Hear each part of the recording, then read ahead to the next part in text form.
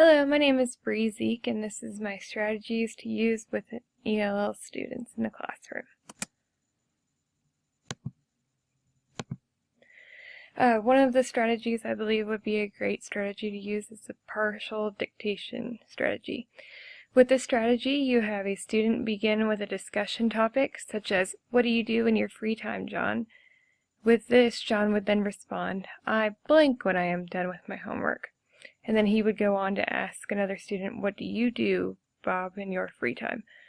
And this would continue throughout the classroom and having repetition of them speaking with the same question, with having different responses. The strategy will help with students and their listening abilities. Having repetition of some words and having other words replaced by another student allows them to process the information they are hearing differently.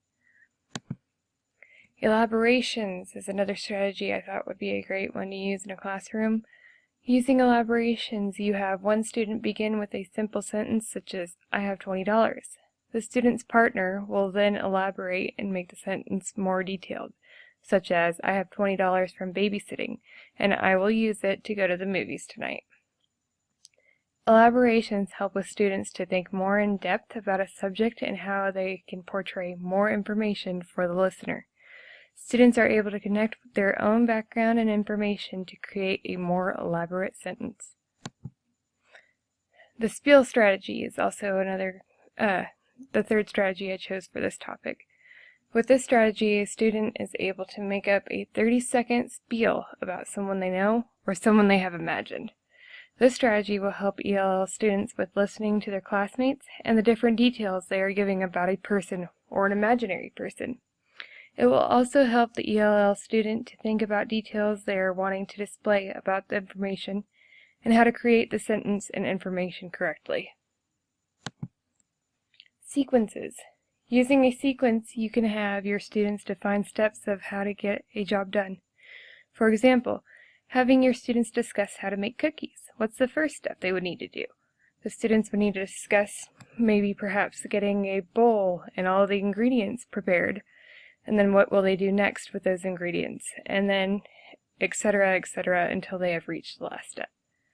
With this strategy, ELL students are able to stop and think about different processes and steps in order to complete a task. This can help them to think of the correct order and how to use the first, then, next, etc., until the last step processes. My final strategy is the comparison strategy. This strategy is a great exercise for your students to compare two different items. You are able to compare things by size, shape, color, texture, and many other features that your students may notice about the items. In this strategy, you are able to help ELL students to state what the differences are and know how to better compare and contrast them. With students being able to pay attention to differences, they will be able to communicate better and have more details in order to tell their classmates and their teachers about their different assignments and future assignments. These are all the strategies that I chose for this topic. Thank you for listening. I hope you have a great day.